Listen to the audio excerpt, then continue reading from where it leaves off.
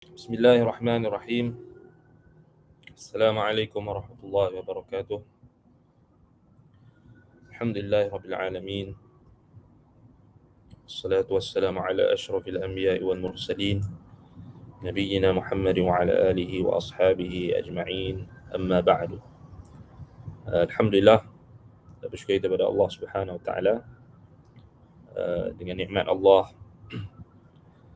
dengan kurniaan Allah Subhanahu wa taala Al-Hakim, yang maha bijaksana, Al-Alimul Khabir, yang maha mengetahui dan juga yang maha mendalam pengetahuannya.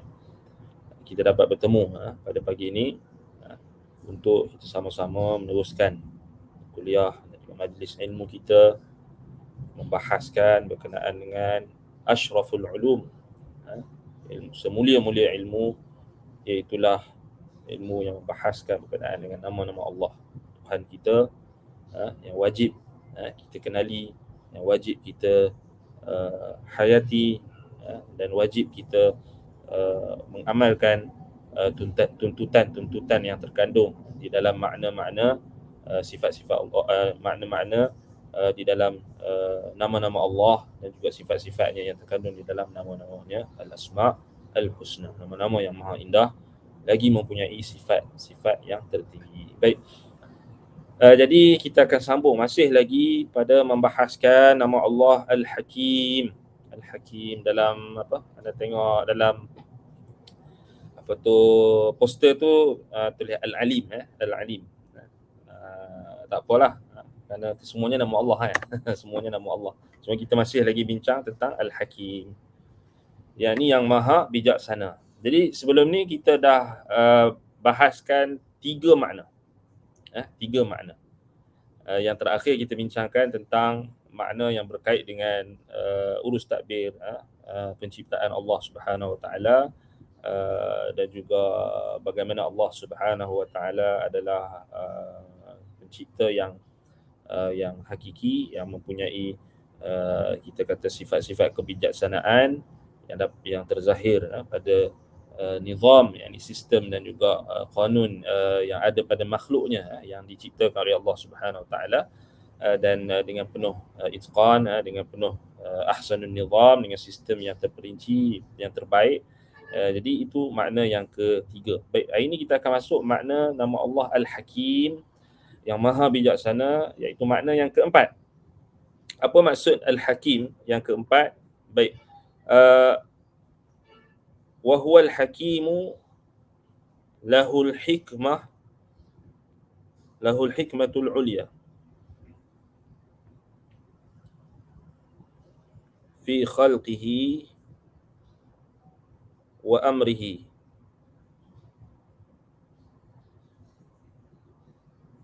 fala yakhluqu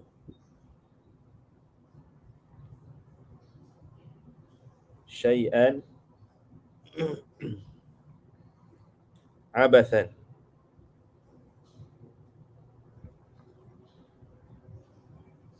wala yashra'u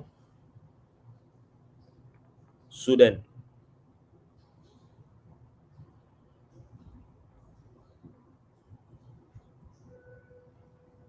wala yatruku ibadahu hamalan. Baik, apa maksudnya? Al-Hakim, makna yang keempat, iaitulah Allah Subhanahu Wa Taala memiliki, ini baginya, lahu kita kata baginya,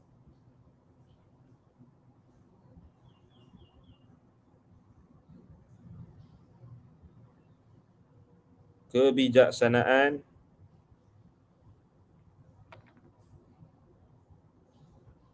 yang tertinggi, al-hikmatul ulya, walillahil mathalul a'la, al-ulya, al-a'la yang tertinggi, al-ulya yang tertinggi. Cuma sini pasal apa dia disebut dengan al-ulya, kerana merujuk kepada al-hikmah. Secara umumnya Allah Subhanahu Wa Taala dalam Al-Quran, Allah kata apa? Walillahil mathalul a'la, bagi Allah itu perumpamaan, yakni sifat yang tertinggi. Kata Ibnu Abbas, walillahil wasful a'la. Wasful a'la ini sifat yang tertinggi. Yang tertinggi. Kita dah bincangkan dalam nama Allah, apa dia, kita kata al-a'la. Al-a'la, al-aliyu al-a'la. Tahu bila tak tahu? Sabbihisma rabbikal a'la. Sabbihisma rabbikal a'la. Ini kita diperintahkan oleh Allah Subhanahu Wa Taala untuk bertasbih, memuji Allah dengan menyebut namanya, nama Tuhanmu al-a'la, yang tertinggi. Jadi lahul hikmatul ulya, baginya kebijaksanaan yang tertinggi. Kerana kita bincangkan tentang nama Allah, merujuk kepada zat yang esa, merujuk kepada Allah yang satu. Kita bukan macam golongan Mu'tazilah. Golongan Mu'tazilah dia nafikan nama-nama Allah ni pasal apa? Pasal dia kata kalau kita bincang tentang Al-Hakim, kita bincang tentang orang lain. Kita bincang tentang Al-Azim, kita bincang tentang zat lain. Al-Qadir, kita bincang tentang zat lain. Kita bincang tentang nama ini, nama itu, dipanggil ta'adud al-qudama. Ni Mu'tazilah dia tak boleh. Maknanya dia salah kat sini, dia sesat kat sini. Dia kata kalau kita, pasal apa? Pasal sama macam apa yang diperfaham macam golongan falasifah, golongan apa dia, ahli falsafah, sama jugalah. Sebab tu kalau kita tengok dewa-dewa apa, dewa-dewa falasifah kan, mereka asingkan. Ini dewa wisdom, ini kebijaksanaan. Yang ni dewa apa, kecintaan. Ini dewa kesuburan. Ini dewa, dia faham Tuhan itu, sifat Tuhan itu adalah sifat yang mewakili entiti yang berbeza. Jadi banyak kan? Jadi ini dewa peperangan, ini dewa kebaikan, ini dewa sekian, ini dewa ini. Last sekali itu yang menyebabkan mereka mengisbatkan Tuhan yang banyak.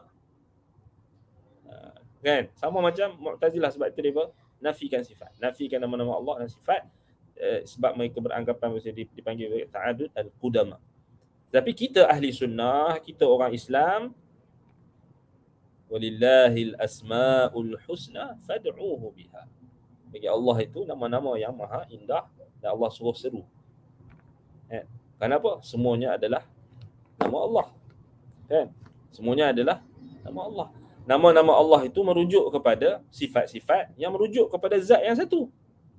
Kita bincanglah Al-Hakim ke, Al-Alim ke, Al-Qadir ke, Al-Jabbar ke, Ar-Rahman ke, Ar-Rahim ke, semuanya merujuk kepada Allah yang satu. Kan? Jadi golongan yang sesat macam Mu'tazilah, macam golongan falasifah ni dia tak boleh. Dia kata kalau kita sebut Al-Hakim, macam falasifah lah, golongan falsafah macam tu. Itu dia kata ni Tuhan lain. Itu dia isbat, ni dewa bijaksanaan, ni dewa kasih sayang, ni dewa ini, ni dewa itu. Last sekali gaduhlah sesama dewa tu. Dah bergaduh pula, Tuhan boleh bergaduh sesama mereka. Jadi ini semua adalah tak masuk akal. Bercanggah dengan akal dan nakal.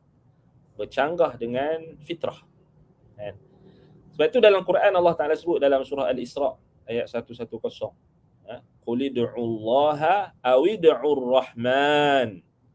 Qul ud'ullaha aw ud'ur rahman ayyamma tad'u falahul asmaul husna wa la tajhar bi salatika wa la tukhafit biha wabtaghi baina dhalika sabila. Katakanlah wahai Muhammad kepada orang musyrikin di kalangan kaummu, al-munkirin du'a ar-rahman, al-munkirin du'a ar-rahman, yang mengingkari doa kepada Allah ar-Rahman, yang tak mau doa, tak mau ibadat, tak mau sembah Allah, tak mau doa dekat Allah saja. Ar-Rahman. Ud'u Allah, serulah Allah, minta dekat Allah saja, doa dekat Allah, ibadat dekat Allah. Ayyuhal qaum, itu maksudnya. Awid'ur rahman ayyamma tad'u falahul asmaul husna. Bi ayyi asma'ihi jalla jalaluhu tad'un, kata Imam At-Tabari, mana-mana saja, maksud ayat ni, apa dia? Serulah nama Allah, sebutlah nama Allah, berdoalah kepada Allah dan berdoalah menyeru nama Allah Ar-Rahman. Ayyamma tad'u falahul asmaul husna. Maknanya mana-mana sahaja nama-nama Allah yang kamu serukan. Bi ayyi asma'ihi jalla jalaluhu tad'una rabbakum fa innama tad'una wahidan. Fa innama tad'una wahidan. Ini maksud ayat ni. Mana-mana saja nama yang kamu seru, Ar-Rahman, Ar-Rahim, Al-Aziz, Al-Qadir, Al-Jabbar. Mana-mana sahaja nama yang kamu seru. Tad'una rabbakum, kamu menyeru Tuhan kamu dengan nama-nama yang indah, nama-nama yang diajarkan kepada kamu oleh Rasul kamu. Fa innama tad'una wahidan. Sesungguhnya kamu telah menyeru zat yang satu, Tuhan yang satu, bukan banyak. Fa innama tad'una wahidan. Walahul asmaul husna, baginya nama-nama yang maha indah. Wa inna ma qila dhalika lahu sallallahu alaihi wasallam li'anna al-musyrikin fima dhakara sami'u an-nabiy sallallahu alaihi wasallam yad'u rabbah ya rabbana Allah ya rabbana ar-rahman fa dhannu annahu yad'u ilahain. فأنزل الله على نبيه عليه الصلاة والسلام هذه الآية احتجاجا لنبيه عليهم. Tengok, subhanallah. Kalau kita buka dalam tafsir ayat surah Al-Isra 110, baca ayat ni dekat orang apa falsafah tu. Suruh dia fikir sikit.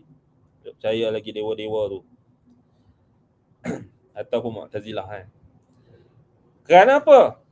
Ayat ini turun, kata Imam Ibn Jarir At-Tabari rahimahullah, sesungguhnya diperintahkan hal tersebut kepada Nabi SAW. Qila dhalika lahu.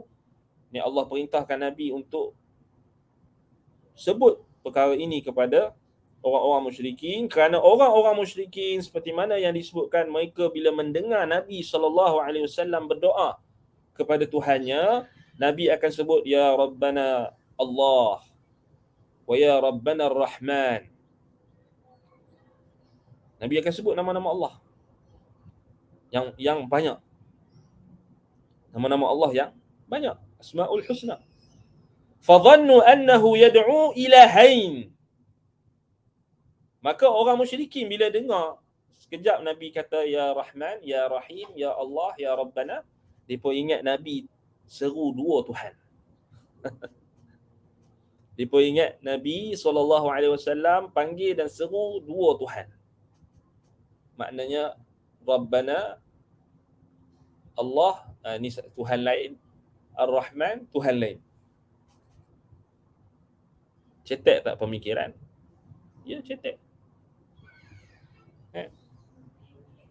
Kita bolehlah kata macam tu depa fikir apa bodoh Tapi kebodohan tetap kebodohan.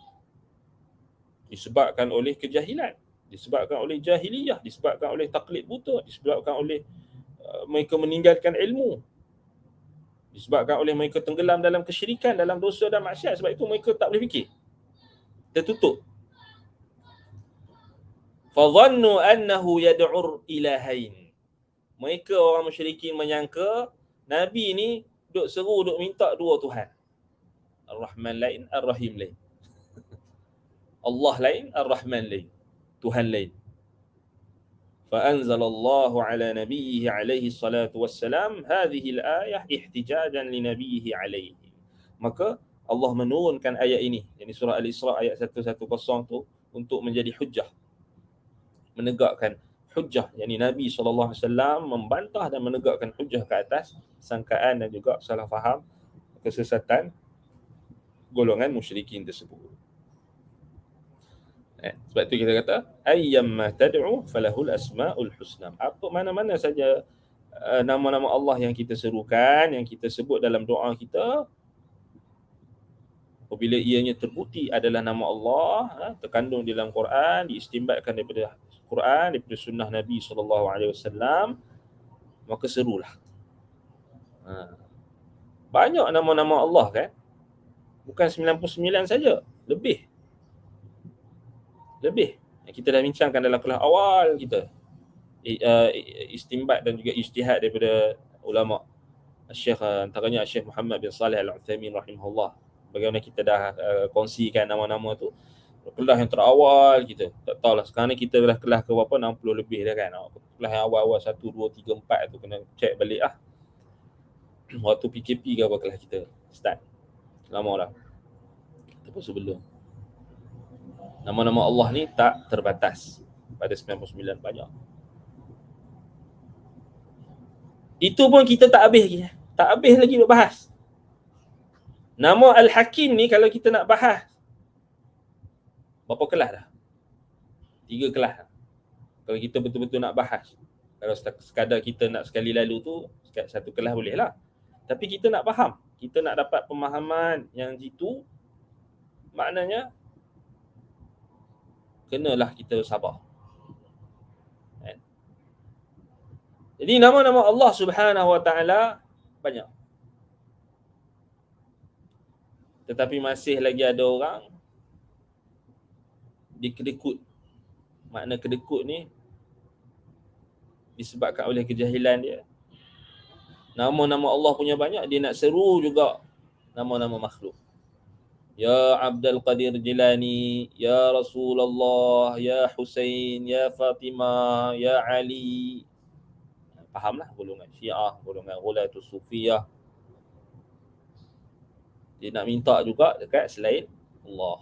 Dia nak minta juga dekat makhluk. Orang suruh minta dekat nama Allah, minta dekat Allah, minta sebut nama-nama Allah. Walillahil asmaul husna fad'uuhu biha. Qul id'u Allah aw id'u ar-Rahman ayyamma tad'u falahul asmaul husna. Ya banyak. Tiba-tiba nak juga minta wali, ya wali Allah, ya Hasan, ya Husain, ya Abdul Qadir Al-Jilani. Dia keluar pula fatwa kata benda tu harus. Na'udzubillah min dzalik. Jadi kita ahli sunnah, kita nama Allah banyak tidak menunjukkan Tuhan tu banyak. Nama Allah yang banyak itu menunjukkan, merujuk kepada zat yang satu. Dasarkan ayat dalam surah Al-Isra ayat 110 tadi. Baik. Jadi makna Al-Hakim, lahul hikmatul ulya, baginya kebijaksanaan yang tertinggi. Kebijaksanaan yang tertinggi itu terzahir pada apa? Fi khalqihi, pada makhluknya. Pada makhluknya, yakni pada ciptaannya. Wa amrihi, pada perintahnya.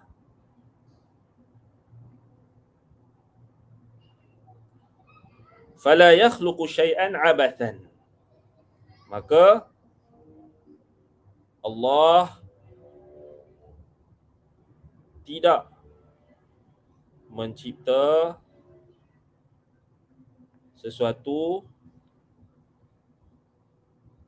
abathan, maknanya dengan sia-sia ataupun dalam keadaan sia-sia. Allah tidak mencipta sesuatu itu sia-sia. Wala yashra'u sudan. Sama juga tidak dia mensyariatkan, Allah tidak mensyariatkan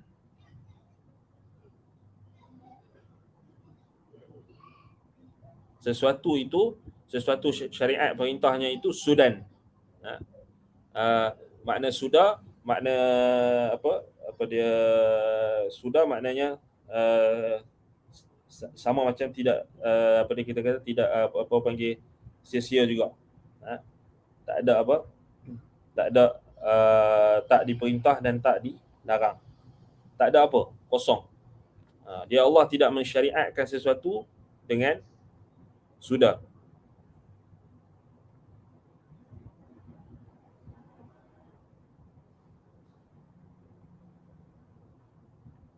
Dalam Quran Allah kata apa?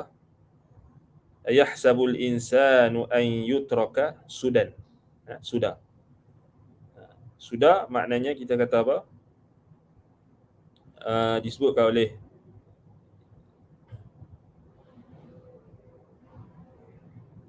Imam Ibn Jarir At-Tabari rahimahullah, Sudan maknanya la yu'mar wa la yunha. Maknanya tidak, wala yashra'u Sudan maknanya Allah tidak mensyariatkan sesuatu itu. Sudan dengan apa? Sudah dengan abathan ni lebih kurang sama. Maknanya lebih kurang sama. Sudan, sudah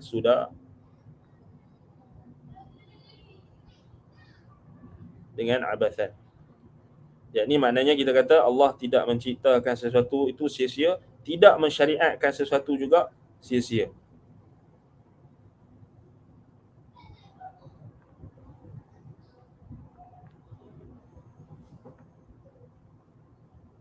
Tidak mensyariatkan dengan sesuatu yang sia-sia. Lebih apa? Kemas sikitlah kan. Wala yatruku ibadahu hamalan. Dan dia tidak meninggalkan hamba-Nya itu dengan sia-sia juga. Maknanya dengan tanpa arah tujuan. Wala yatruku, dan dia Allah dia tidak meninggalkan hamba-Nya, ini hamba-hamba-Nya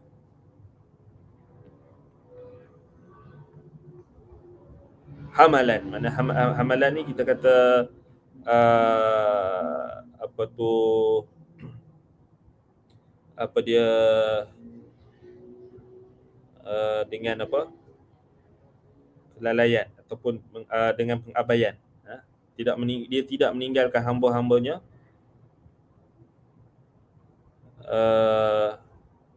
yakni dengan pengabaian, ataupun tidak, kita kata dengan ahmala yuhmilu ni kita kata melalaikan, mengabaikan, tak mengindahkan. Maknanya dia tidak meninggalkan hamba-hamba-Nya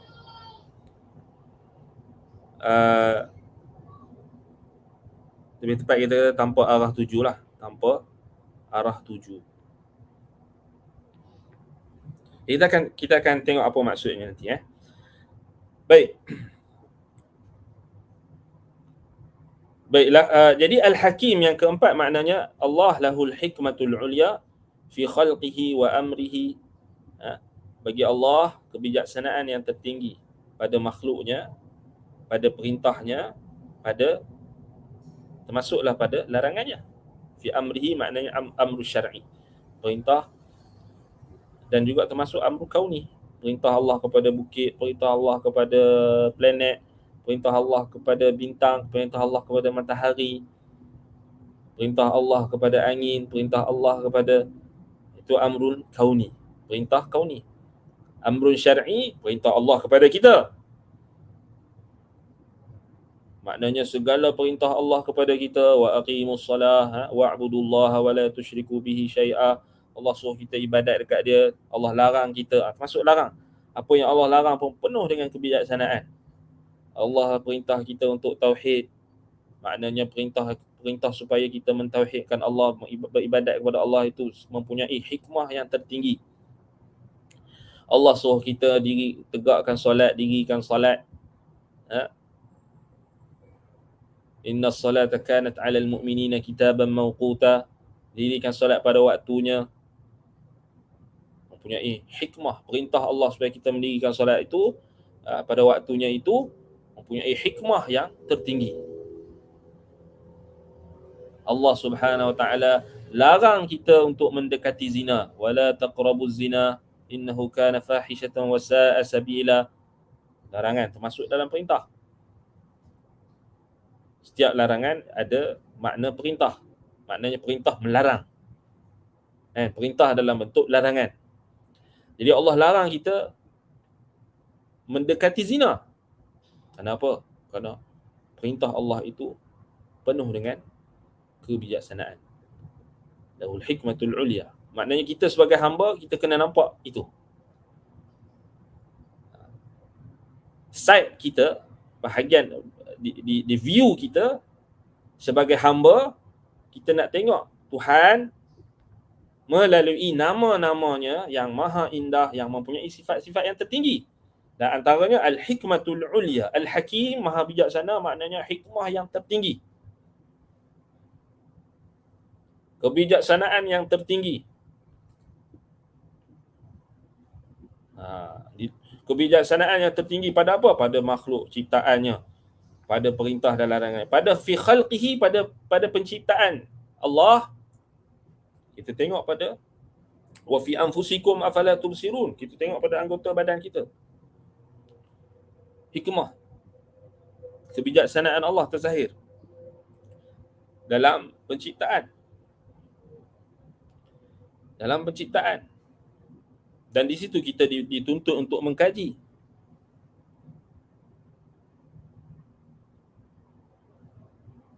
Sebab itu kita kena mengkaji hikmah-hikmah yang terkandung dalam penciptaan.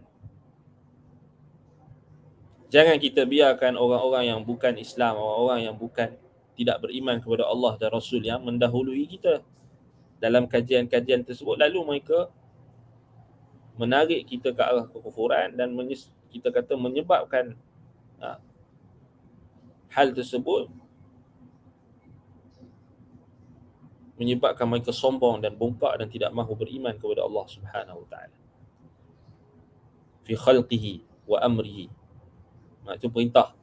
Sebab Allah Subhanahu wa taala sebut apa? Fasiru fil ardi fanzuru kaifa kana bada al-khalq. Kaifa kana bada al-khalq. Berjalanlah di atas muka bumi. Allah suruh kita jalan. Fasiru fil ard. Fanzuru kaifa kana bada al-khalq. Dan lihatlah bagaimana permulaan penciptaan.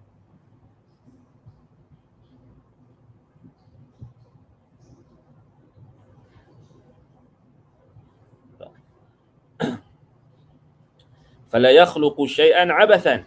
Ya, Allah tidak menciptakan sesuatu itu sia-sia. Abathan.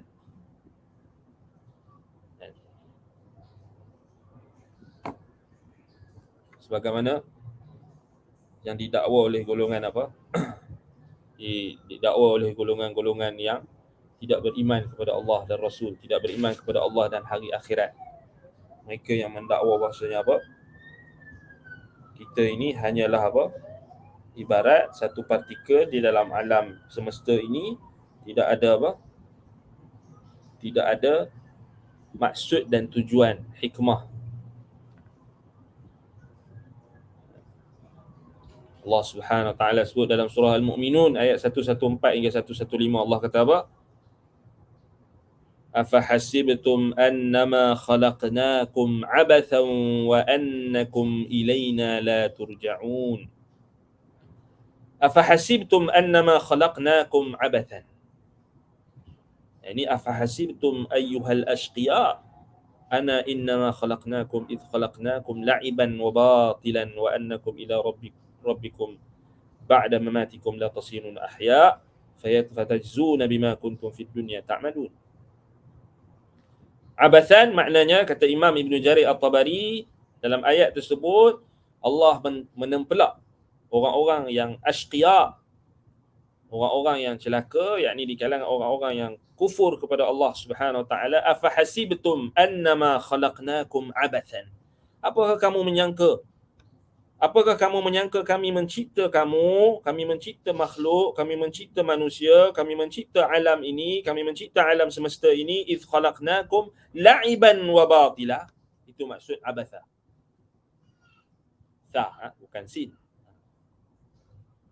Kami ciptakan kamu sangka, wahai orang-orang yang tidak beriman, wahai orang-orang yang kufur, orang-orang yang binasa, ashqiya, yang celaka, kamu sangka kami mencipta kamu la'iban wa batila, hanya tujuan untuk bermain-main dan dengan tujuan yang batil.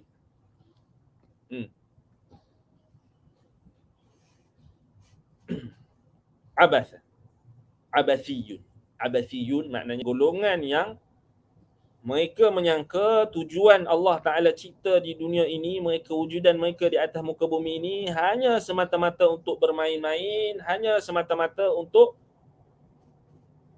bersukaria. Ada di kalangan golongan ini dikategorikan oleh ulama akidah dalam kategori mulhid, ilhad maddi an-naf'i. Yakni golongan etis lah, kita kata ilhad maknanya etis yang berbentuk maddi naf'i. Maddi maknanya dia hanya materialistik, maddiyun, dia hanya nampak apa yang terzahir di dunia ini. Wan naf'i maknanya dia hanya buat apa yang boleh memberi manfaat kepada dia sahaja. Apa yang dia dapat manfaat duniawi, itu sahaja yang dia beriman. Dalam Quran Allah kata afa hasibtum annama khalaqnakum abathan ay la'iban wa batila. Apakah kamu sangka kami cipta kamu ni tujuan dia hanya nak baik main? Apakah kamu menyangka kami mencipta kamu ni hanya tujuannya untuk apa? Untuk main game. Ni nak bagi faham mudah dekat orang muda. Orang muda suka main game. Peringat anak-anak kita, peringat golongan muda ni. Kalau anak kita tak boleh nak biar sangat. Main game memanglah kalau nak bagi main game, main ada batasan. Tapi jangan sampai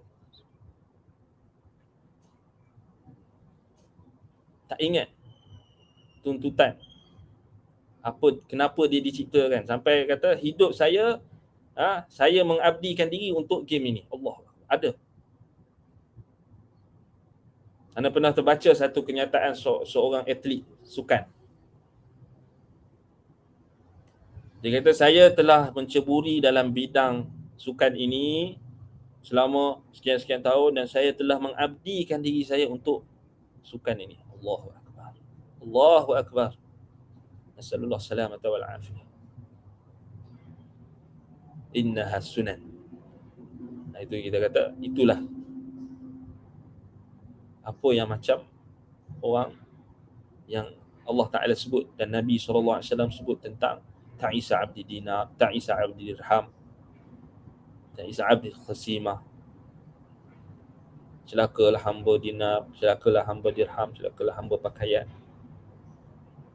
Dia kata, saya telah mengabdikan diri saya untuk sukan ini. Allah.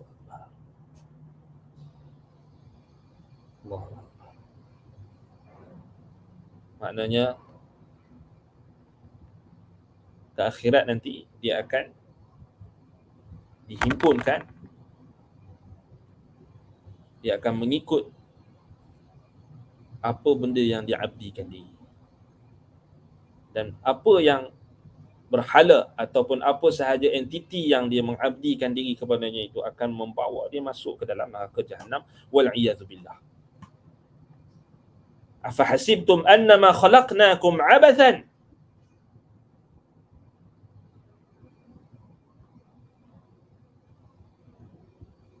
wa annakum ilaina turja'un. Ilaina la turja'un. Apakah kamu menyangka kamu dicipta dengan tujuan untuk bermain-main saja?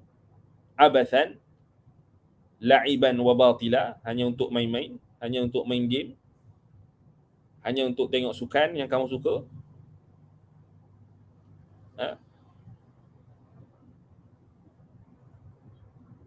Ada sampai yang tahap tu, Allah musta'an. Maknanya dia dah dapat petunjuk untuk menghadiri majlis ilmu, tapi ataupun melihat majlis ilmu, tapi mendengar majlis ilmu, tapi dia memilih untuk perkara-perkara yang abathan tadi, batilan, dan juga apa? La'iban, abathiyun. Sama juga sudaiyun. Sudaiyun yang kita sebut tadi, apa dia? Ayahsabul insan an yutraka suda. Ayahsabul insanu an yutraka suda. Adakah manusia menyangka mereka ditinggalkan? An yutraka maknanya mereka diciptakan sudan, dalam keadaan sudah, maknanya la yu'mar wa la yanha. La yu'mar wa la yunha. Itu kata Imam Ibn Jarir At-Tabari dalam surah Al-Qiyamah ayat 36. Ayahsabul insanu an yutraka suda. Ay ayadhunnu hadzal insanul kafiru billahi an yutraka hamalan alla yu'mara wa la yunha wa la yata'abbadu bi'ibadatin. Adakah insan yang kafir ini yang menolak dan mengkufuri Allah menyangka bahawasanya mereka ditinggalkan dalam keadaan, mereka dicipta dalam keadaan hamalan, sudan. Sudan ni juga ditafsirkan oleh ulama tafsir, hamalah. Maknanya apa?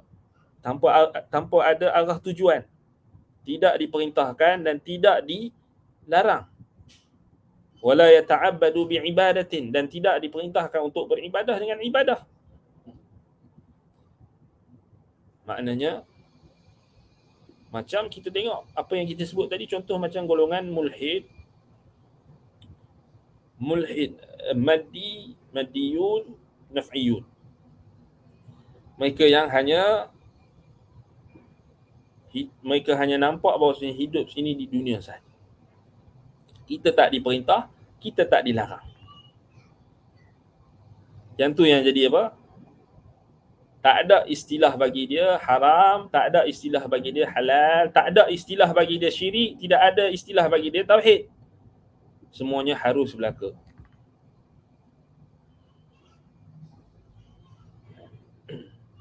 Semua harus belaka. Na'udzubillahi min dzalik.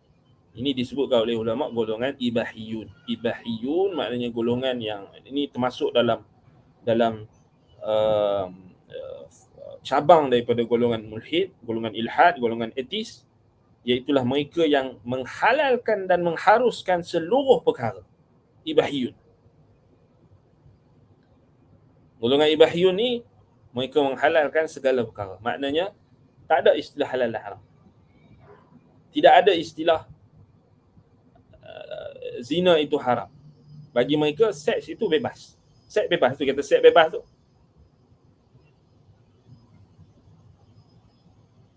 Sebab apa? Sebab sudan.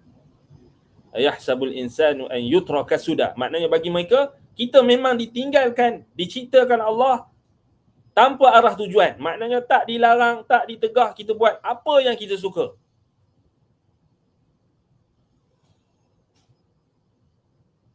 Yang ni, na'udzubillahi min dzalik. Ramai. Walaupun kita tahu mereka ini pada KTP-nya, pada IC-nya, pada namanya Islam, tetapi na'udzubillahi min dzalik, mereka telah menjadi golongan yang termasuk dalam sudaiyun, abathiyun.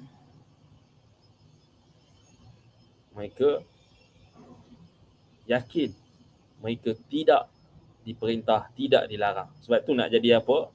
Nak jadi binatang ke? Manusia yang ikut perangai binatang ke?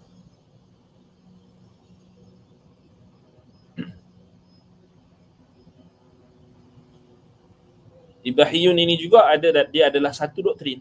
Dia boleh masuk dalam, kalau kita tengok dia adalah mazhab, dia diterima dalam mazhab pemikiran atau ideologi doktrin di kalangan golongan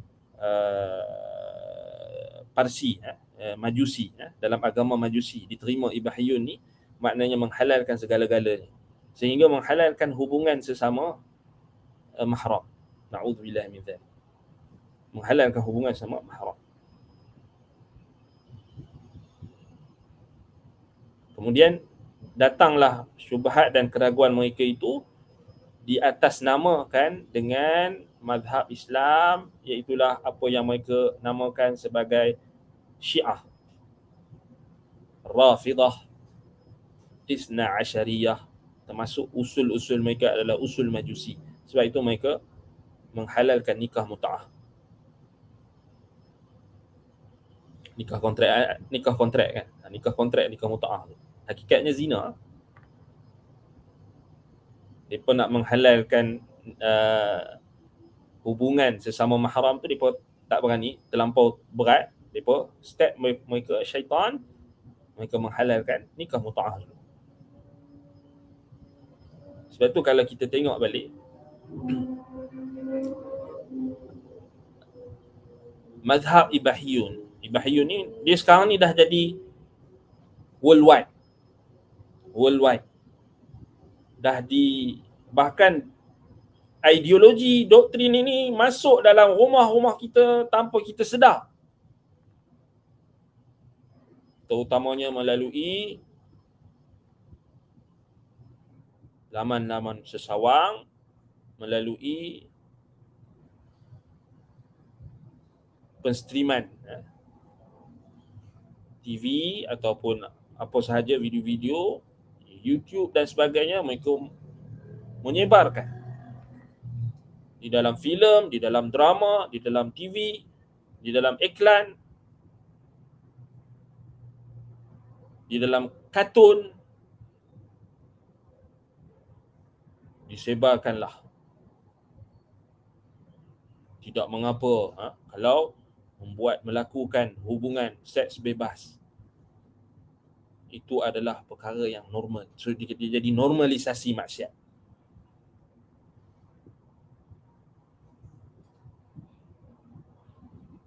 Contoh, baru-baru ni bising tentang isu orang yang menyeru kepada untuk melakukan perzinaan dengan isteri orang. Ini sebenarnya adalah, kita kata, mana mai pemikiran itu sebenarnya dia bukan tiba-tiba datang, tetapi dia datang daripada mabda' sudaiyun, abathiyun yang kita bacakan. Asalnya ada dalam Quran, Allah Ta'ala dah bagi tahu dah. Cuma kita tak perhati. Bagi mereka tak ada. Bebas untuk buat apa. Zaman Nabi Ibrahim AS pun dah ada penyakit. Kisah Nabi Ibrahim dengan Sarah ketika masuk ke Mesir. Raja Mesir ketika itu mempunyai penyakit yang macam ni. Ibahiyun. Maknanya dia akan dia suka penyakit dia suka dekat isteri orang. Nampak? Kita nampak benda tu macam, ada ke orang macam ni? Dalam zaman Nabi Ibrahim ada. Belajar sirah. Baca kitab Al-Bidayah wan Nihayah. Baca dalam kitab-kitab tafsir, baca dalam kitab-kitab hadis. Dalam kisah Nabi Ibrahim, kita dah pernah cerita dalam kitab Al-Bidayah wan Nihayah. Faedah-faedah. Dah ada lama.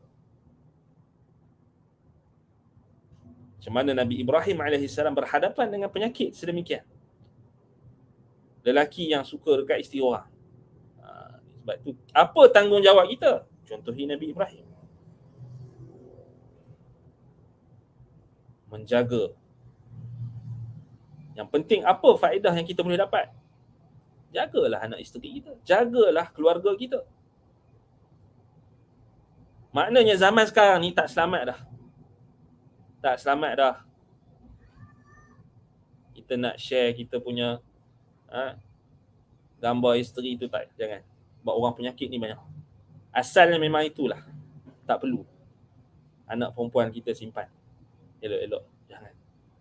Asalnya memang menutup pintu fitnah. Tetapi hari ni kita tak tahu. Penyakit tu dah kronik.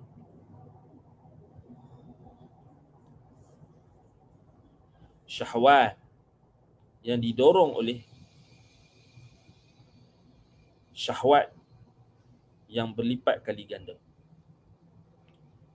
Didorongkan juga oleh doktrin-doktrin yang kita katakan abathiyun, sudaiyun,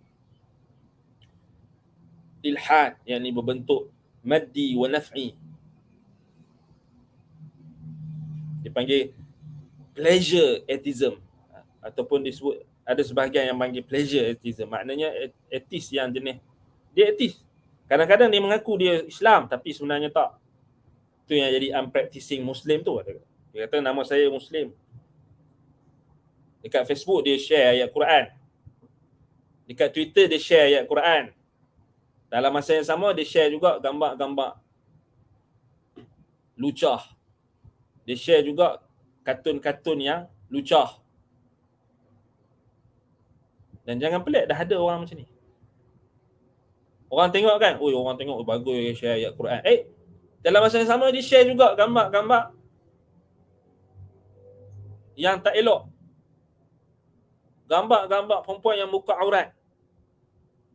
Nah, ini sebenarnya adalah golongan sudaiyun, abathiyun. Cuma mereka nak menipu di media sosial. Ini yang bagi tahu. Siap-siap. Modus operandi mereka akan mensasarkan orang-orang yang belajar agama. Tengok punya jahat. Dia pun dah tahu kalau nak lawan maknanya nak datang dalam bentuk terus bawa benda yang sesat atau benda yang syahwat atau benda yang maksiat tu tak boleh. Tapi dia orang akan datang dulu, dia orang akan buat create fake account, dia orang akan ambil gambar masjid, dia orang akan ambil gambar kitab. Kitab apa? Kitab tauhid. Kitab apa? Tafsir Al-Quran. Dia pemain. Kemudian dia pun mula masuk untuk membahaskan tentang agama, komen juga dekat tempat kita, komen tentang ayat Quran, dia pun copy paste ayat Quran, tapi lama-lama bila ada orang ikut, ada syabat-syabat yang ikut semangat, dia ni alim, dia ni hebat. Tengok ni, dia tulis pasal ayat Quran, dia tulis pada hadis, dia boleh rujuk kitab ni, kita rujuk kitab ni, kitab tu. Sampai waktunya dia akan menzahirkan.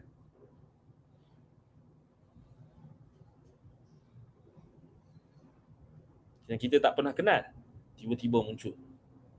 Sebab dia tahu bahasanya orang tak suka benda-benda tu, tapi dia bawa dengan cara syaitan, cara iblis. Maknanya dia datang dulu dengan kebaikan, tiba-tiba kita tengok, pelik ni.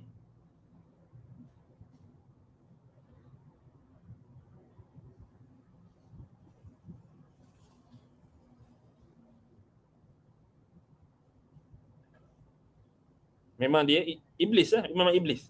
Syaitan yang buat dia, yang kita kata bertopengkan manusia. Syaitan di kalangan manusia, bukan syaitan betul. Syaitan di kalangan manusia. Kena hati-hati. Ini bukan zaman kita kata zaman kita sangka baik, semua orang baik dekat media sosial ni, semua orang baik, tak ada orang jahat, semua baik, sangka baik, tidak. Zaman sekarang adalah zaman kita fitan. Kena minta Allah Ta'ala lindung kita. Na'udzubillahi minal fitan ma zahara minha wa ma batan. Jadi ini golongan yang kita kata mereka yang sudaiyun, abathiyun. Maknanya apa? Mereka yang i'tiqad mereka, kita dicipta untuk pleasure. Kita dicipta untuk bermain-main. Kita dicipta untuk bersukaria. Kita dicipta untuk berhibur. Tak ada tujuan. Apa tujuan? Tujuannya adalah untuk kita berhibur. Tujuannya adalah untuk kita mencapai apa yang kita nak. Tujuan kita apa? Tujuan kita nak kaya. Tujuan kita apa? Tujuan kita nak ini, nak itu. Abathiyun, sudaiyun.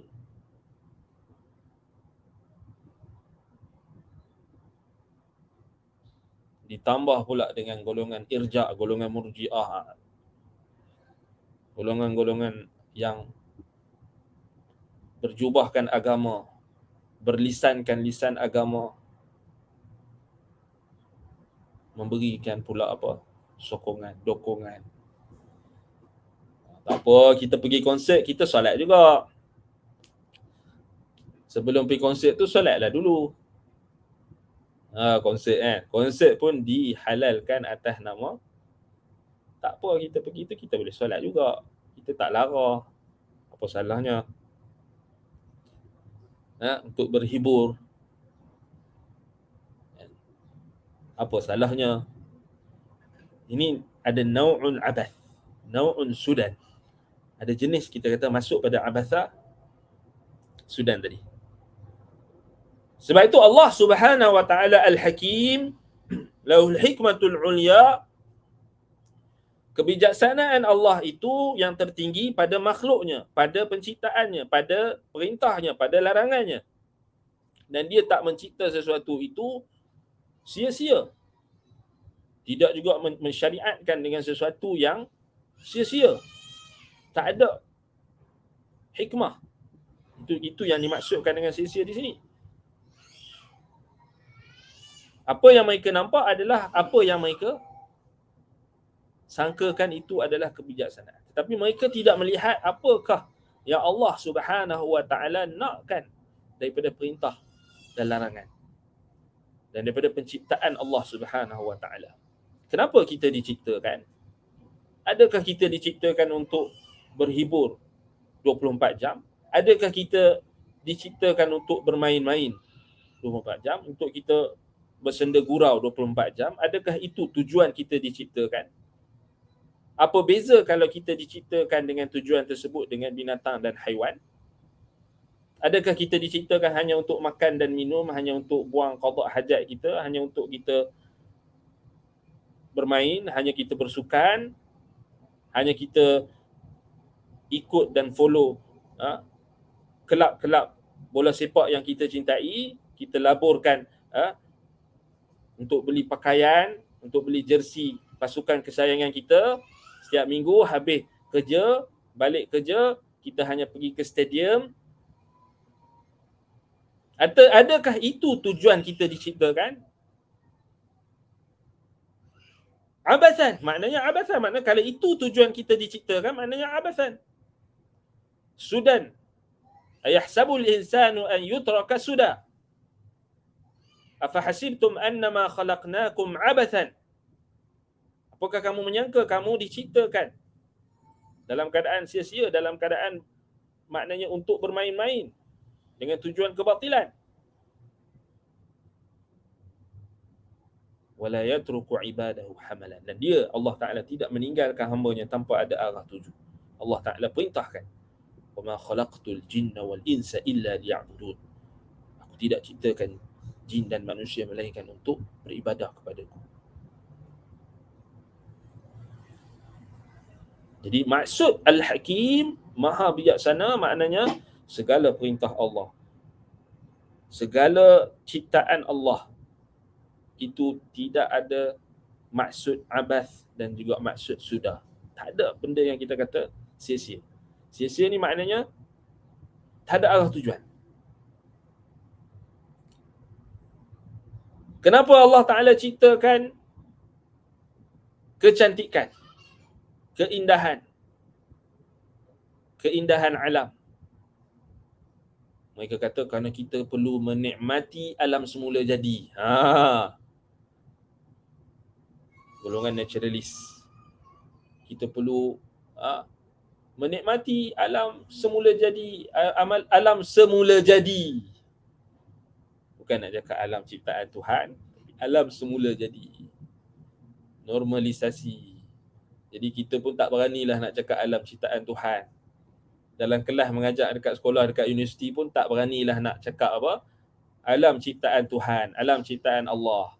Yang inilah yang disebutkan sebagai apa? Perkara yang perlu kita ubah. Istilah yang membawa kepada pemikiran. Kena ubah. Ini guru-guru kita. Orang yang berjuang di medan akademik ni. Mereka ada juhud yang kita tak nampak. Tapi mereka berjuang untuk apa? Mengubah istilah-istilah tu. Ini jihad tau. Orang yang berjuang di lapangan akademik, mereka yang proses Islamization, aslamatul ma'rifah. Bukan setakat kita bawa ayat Quran, kemudian kita kata ni dah dalam Quran dah ada dah apa yang kamu cakap ni, wahai pengkaji-pengkaji, ini dalam Quran dah lama ada. Bukan setakat itu. Islamization of human knowledge, aslamatul ma'rifah, iaitu kita menyediakan sibrah, yakni acuan Islam yang sebenar dalam mentafsirkan ilmu pengetahuan. Anda bagi contoh macam tadi lah. Kita tak berani kan. Kita perlu menghargai alam semula jadi. Jadi akhir sekali sampai bila pun kita takkan berjaya untuk mengajak orang yang bukan Islam itu atau orang yang tidak yakin dengan kebijaksanaan dan juga kebaikan yang ada dalam Islam, mereka tak nampak apa beza. Apa beza? Kau kata kau Islam tapi kau pun duk alam semula jadi. Semula jadi apa? Alam tu dicipta oleh Allah, bukan semula jadi. Dicipta oleh Allah, alam ciptaan Allah. Tak apalah kalau sekadar nak tulis istilah tu kan, tapi kena bagi orang yang nak menegakkan tauhid dalam setiap lapangan ilmu dan nak membantah dan membatalkan pemikiran-pemikiran ilhad, etis, dia kena tekankan alam ciptaan Allah, alam ciptaan pencipta. Kita tengok dalam buku teks, ada tak? Buku teks sains, sekolah menengah, sekolah rendah, ada tak? Cuba cari. Cuba tengok buku-buku yang anak-anak kita bawa balik. Cuba cek. Sebagai seorang ibu dan bapa, sampai tahap tu kita bertanggungjawab untuk tahu apa yang doktrin, apa pemikiran yang anak kita belajar di sekolah. Bukan kita hantar kat sekolah, cikgu kita ajar apa pun kita tak tahu. Tak ambil tahu tak apalah. Tak, sekarang ni kita kena ambil tahu. Sebab kita tak tahu tah cikgu tu etis ke, cikgu tu mulhid ke, cikgu tu apa ke, kita tak tahu. Kita memanglah sangka baik kan, tapi kita kena ada wa'i, dia panggil kita kena ada kesedaran. Tapi kita bagi je tablet tu, peranti tu, bagi suruh tengok dia, suruh tengok je kartun apa ke, Disney ke apa. Tengok Disney tu promote LGBT. Dia pun biar je anak dia tengok. Na'udzubillah. Cuba tengok buku-buku sains. Sekolah menengah ke sekolah rendah ke mana? Ada tak? Menghubung kaitkan antara alam ini dengan ciptaan Tuhan. Itu dipanggil kena ada orang-orang yang cerdik, pandai, dia kena ubah. Silibus kena ubah. Tak boleh kita ambil cedok je. Apa yang daripada barat tanpa kita meneliti. Itu yang belajar sains makin jauh daripada agama. Patutnya belajar sains makin tunduk kepada Allah. Kalau dia faham. Dan itu kita tak nampak. Bahkan orang agama pula, dia anti sains pula. Tu jadi isu pula. Dia tak boleh buka pula. Buat apa lah ni, mengaji Quran sunnah cukup lah. Buat apa tu semua tu ilmu kafir. Ni pun masalah juga. Nak betulkan pemikiran ni pun susah juga. Tak ada apa kita mengaji Quran cukup lah, mengaji sunnah ni. Lepas tu nak harap siapa nak perbetulkan anak-anak orang Islam kita yang pergi belajar universiti, yang masuk dekat, yang pergi sambung belajar. Tanggungjawab siapa nak berdakwah, nak membetulkan kesalahan-kesalahan atau kekurangan-kekurangan, kelompongan-kelompongan yang ada dalam sistem pendidikan. Tak payahlah kita semua buang masa kita mengaji Quran je. Kamu tak apa mengaji Quran, tapi orang lain tak boleh.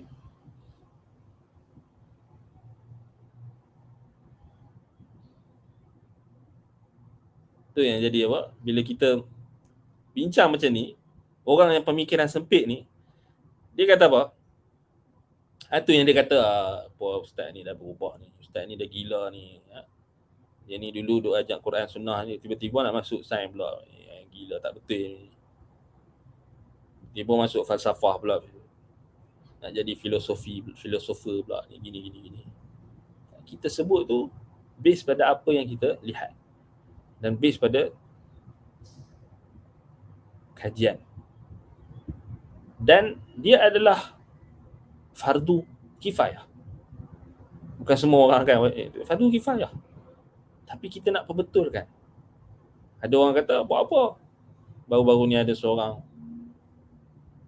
yang kita ingat dia bijak kan. Dia keluar kenyataan, dia kata apa? Kita ni tak payahlah nak bahas panjang-panjang. Terutama untuk orang muda ni. Orang muda-muda ni dia suka dengar satu je. Dia nak suka dengar halal haram, boleh tak boleh, itu je. Jadi tak payahlah nak jawab panjang-panjang, tak payahlah nak buat apa, nak jawapan tu dengan detail ilmiah sangat. Sebab hak tu yang orang nak. Orang nak mudah, orang nak cepat. Ini kita kata tak dinafikan, ini adalah kenyataan yang keluar daripada orang yang jelas menjatuhkan kredibiliti ilmu, menjatuhkan nilai ilmu dan juga mensafahkan intelek masyarakat. Maknanya dia ingat orang Malaysia ni semua tak reti apa. Orang Melayu kita ni, orang Malaysia ni, rakyat Malaysia ni semuanya tak cerdik macam dia. Maknanya hari ni ramai orang dia bagi alasan tak mau bincang tentang ilmiah apa sangat ni, tak mau pasal apa, orang awam tak faham. Salah ni. Ada benda yang ada sisi yang betul, tapi kebanyakannya tak betul, digunakan dalam konteks yang tak betul. Kita kata tak payah nak bahas, kita buat apa nak bahas panjang-panjang hukum hakam ni, tak payahlah. Cukup bagi tahu halal haram, cukup bagi tahu boleh tak boleh. Orang nak dengar cepat. Ini sebenarnya merendahkan nilai intelek masyarakat. Maknanya bahkan dia kita kata beranggapan masyarakat itu rendah dia punya tahap dan intelek, daya berfikir. Sedangkan kita tahu umum masyarakat Malaysia ni, dia tahu majoritinya bukanlah orang yang tak ada ilmu langsung. Di kalangan orang-orang yang ada latar belakang akademik, di kalangan orang-orang yang belajar. Bila kita cakap macam tu, maknanya menunjukkan kita sendiri menjatuhkan kredibiliti kita. Sampai tahap kita macam anggap semua orang yang ada public, khalayak ramai ni, kita anggap semuanya sama, semuanya bodoh belaka. Salah ni. Ni kadang-kadang tak betul bila pandangan orang agama ni kadang-kadang dia jadi apa? Dia anggap bahawasanya semua orang tak tahu apa, awam. Awam tu memang betul awam, kita semua awam, tapi awam yang dia maksudkan tu tak payah tahu panjang-panjang, tak payah tahu pendetailan, tak payah tahu dalil, tak payah. Itu yang jadi masalah. Cukuplah kalau tanya ustaz tu kata halal lah, ustaz tu kata haram lah. Tak payah tanya dalil. Pasal ini semua ni ini akademik, ini apa pening. Ini pergi universiti lah kalau nak. Inilah masalah masyarakat kita, takkan boleh berubah kalau ini mentaliti pemikiran kelas yang kelima, bukan kelas ketiga, keempat, kedua, ke-1, kelima bawah. Mentaliti memang hak ni yang mudah untuk terpedaya dengan golongan-golongan sesat, terpedaya dengan golongan-golongan yang cuba mengeksploitasi kejahilan masyarakat. Kalau macam ni sampai bila pun kita takkan maju. Pemikiran macam ni kita tak boleh bincang. Tak boleh bincang. Ini untuk orang awam. Orang awam tak boleh. Dia sebenarnya dia tak sedar, dia telah merendahkan kredibiliti dia dan kredibiliti orang awam. Sedangkan orang awam hari ini Semua rata-ratanya mempunyai peranti. Semua rata-ratanya mampu untuk menggunakan internet. Mereka dapat mencapai maklumat sepantas. Beberapa saat saja mereka dapat maklumat melalui media-media yang ada sekarang. Bila kita kata, oh tak boleh bahas panjang-panjang pasal orang awam, dia telah bercakap tidak berpijak di atas realiti.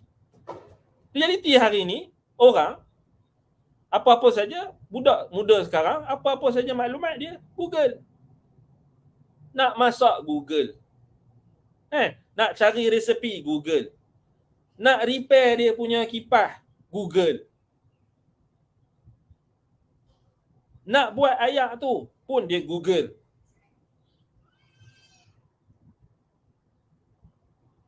Itu hakikat dia. Dia sendiri pun hak ustaz duk cakap tu pun dia pun Google juga. Tapi dia cakap tu macam gaya orang awam ni duduk di dalam gua, tak ada maklumat. Ini kita kata masalah. Syok sendiri. Dia kata tak boleh. Dia pelekehkan pula golongan agamawan, golongan asatizah, pendakwah yang nak mencerdikkan umat dengan membahaskan tentang hukum hakam itu dengan agak terperinci. Itu sebenarnya adalah amanah ilmu. Sebab itu kita kata ni, bila makhluk ni dia mempelekehkan pula orang yang nak ajar benda dengan terperinci. Dan nak angkat orang-orang, figure-figure yang dia nak angkat yang dah banyak, kita kata dah banyak melakukan kerosakan. Pendapat-pendapat mereka, tuduhan-tuduhan mereka, pengajaran-pengajaran mereka kepada masyarakat awam itu menimbulkan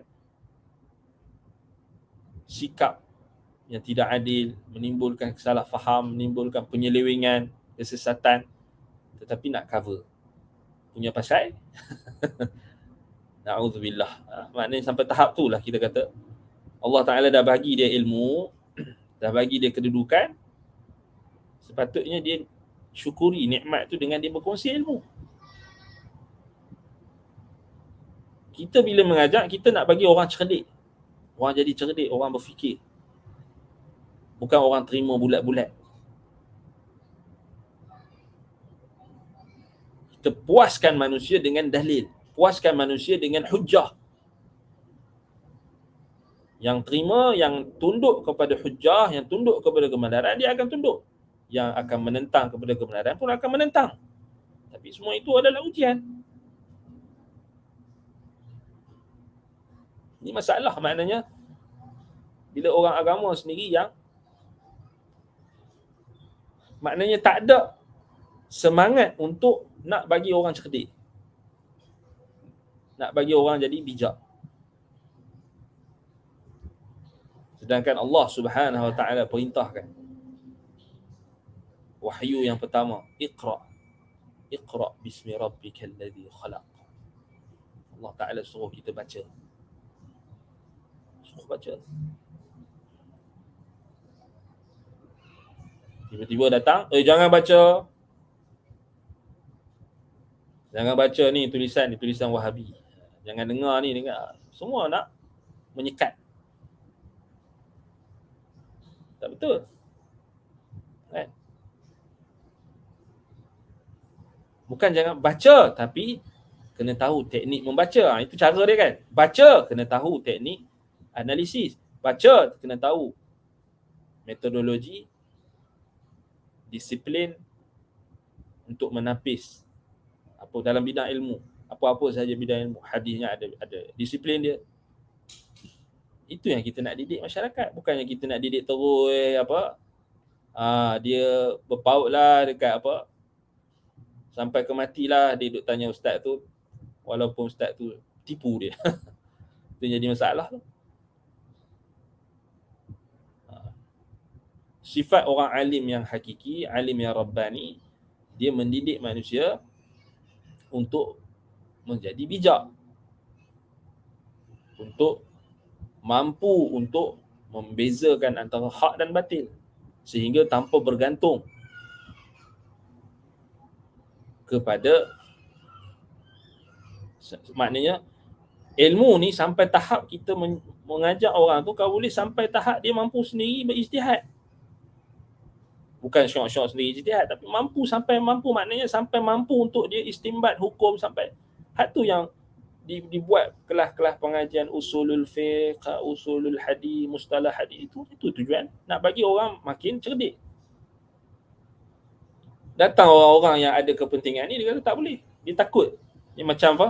Anda selalu bagi analogi macam buah silat. Macam buah silat. Orang yang mengajak silat ni, tok guru yang mengajak silat ni, dia ada satu budaya dia. Dia akan istilah dia panggil, dia simpan satu buah rahsia. Sebab apa? Dia takut anak murid dia lawan dia. Tapi dalam ilmu agama, dalam apa-apa bidang ilmu, orang alim yang betul-betul alim, dia bukan macam tu. Maknanya dia akan didik dan bimbing, ajar. Dia satu mengajar satu isu, mendidik satu isu lain pula. Kita sekarang ni pengajaran, taklim, kita mengajar satu isu. Cabaran yang berikutnya nak tarbiyah, nak didik. Jadi susah. Allahul musta'an. Baik, itulah makna Al-Hakim yang keempat. Makna Al-Hakim yang keempat. Lahul hikmatul ulya fi khalqihi wa amrihi fala yakhluqu syai'an abathan wala yashra'u sudan wala yatruku ibadahu hamala. Baik, naktafi bihadzal qadar. Maknanya kelas akan datang pun Al-Hakim lagi, yang Maha Bijaksana. Kita akan bincang tentang makna Al-Hikmah. Apa makna Al-Hikmah? Baik, ada soalan kat sini. Dilarang menyeru nama makhluk dengan maksud meminta hajat. Yang boleh memberi munafaat dan mudarat hanya Allah Taala. Diharuskan menyeru nama makhluk dengan maksud Tuhan berbentuk zahir. Seperti minta tolong pada doktor untuk ubat, minta bantuan makanan untuk makan. Iyalah, minta pada apa yang makhluk mampu. Pada ruang lingkup kemampuan makhluk, harus. Tak ada siapa pun yang kata benda tu syirik. Tak ada siapa kata benda tu tak boleh. Sebab hari-hari kita, dalam kehidupan kita ni, kita akan minta tolong orang. Manusia, al-insan madaniyun bitab'i. Manusia ni dia adalah manusia. Manusia ini Allah Ta'ala cipta tak boleh hidup seorang-seorang. Dia kena bersosial. Dia kena minta tolong pada orang yang ada kemampuan dalam kehidupan zahir dia, kehidupan dunia dia.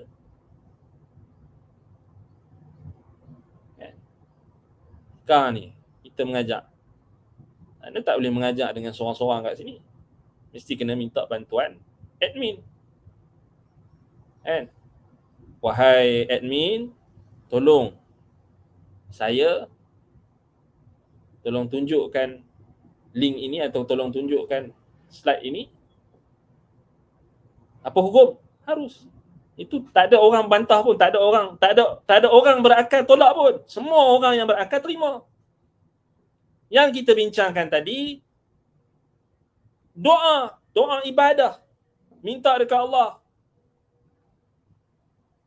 Apa yang makhluk tak mampu. Ya Allah, berikan aku rezeki. Ya Allah, berikan aku anak. Ya Allah, berikan aku keselamatan. Ya Allah, berikan aku perlindungan. Ya Allah, aku berlindung kepadamu. Itu maksud permintaan. Doa, menyeru. Tak ada orang yang berakal faham. Tapi golongan-golongan yang sesat, dia orang akan takhabbut, dia orang akan celarukan, dia orang akan campur. Salah.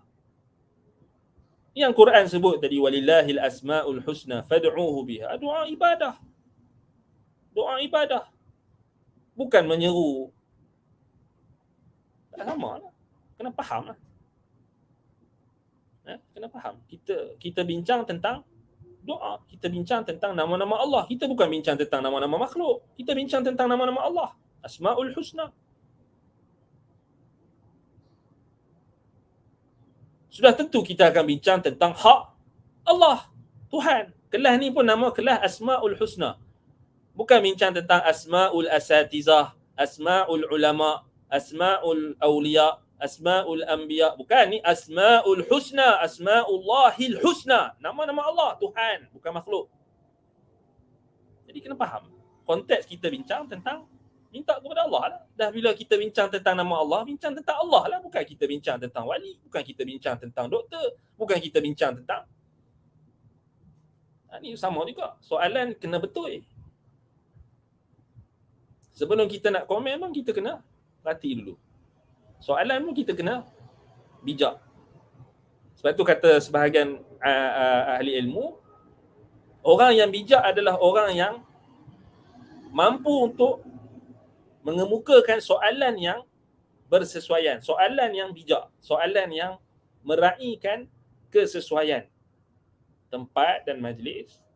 Sebab tu anak bukan nak marah, tanyalah, tak ada masalah tanya, cuma anak nak tegur cara kita tanya soalan. Baguslah kita tanya soalan, bagus. Tapi berapa ramai orang yang dia tanya soalan disebabkan dia tak faham. Sebab tu nak tanya soalan pun kena belajar. So kita kena terus belajar. Kan? Nak bagi kenyataan pun kita kena belajar. Sebab tu. Betul lah. Betul tu. Kan? Cuma kadang-kadang anda tak tahu apa maksud sebalik kenyataan tu. So supaya kita nak jelas. Sebab kita memang bincang Asmaul Husna kot. Kita tak bincang Asmaul Awliya'i was Salihin, Asmaul Asatizati wal Masyayikh, nama-nama ustaz ke, nama-nama alim ke, nama-nama ulama ke, nama-nama nabi ke, nama-nama wali, tak. Ni nama-nama Allah, Al-Hakim, Al-Alim, Al-Azim, Ar-Rahman, Ar-Rahim, Tuhan, bukan makhluk. Nama-nama Allah. Jadi kita kena ingat, pakat-pakat ingat. Maknanya kelas kita ni, kalau maknanya statement ke apa, kena raikan. Mana kena raikan konteks kelas kita. Tapi alhamdulillah tak apa, tanya lah. Bukan kita kata lagi, kata tak apa, ustaz marah ni kalau tanya ni, anda marah, anda tak marah. Tapi maknanya anda nak bagi tahu, kita kena faham konteks perbincangan kita.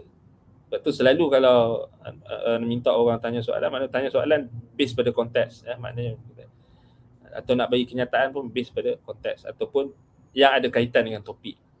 Kalau ada soalan-soalan yang apa kita kata yang mungkin ada kaitan tapi mungkin kaitan yang secara tidak langsung, tak apa, kita terbuka. Sebab dia orang kata kita tak bagi tanya pula. Dia kata ni mengaji dengan orang ni, dia kata ni tak bagi tanya kan. Ni semua ni nak bagi kita tak reti. Tak tanya. Tapi nak tanya tu pun, nak buat statement, nak tanya tu pun kena berhikmah. Sebab tu kita mengaji kan. Kita mengaji al-hikmah. Kita akan bincang tentang al-hikmah. Tak apa maksud al-hikmah, al-hakim. Al-hakim yang ini al-hakim yang bijaksana tu, apa maksud al-hikmah? Yang dari sudut bahasa, dari sudut Al-Quran dan Sunnah kelas akan datang insya-Allah. Maknanya kelas ni kita tak sampai lagi nak bincang tentang al-hikmah. Kita bincang tentang makna yang keempat. Maknanya nama al-hakim ni ada 5 makna. Kelas akan datang kita akan bincang makna kelima insya-Allah. Dan kita akan bincang makna al-hikmah insya-Allah. Baik. Naktafi bihadzal qadar.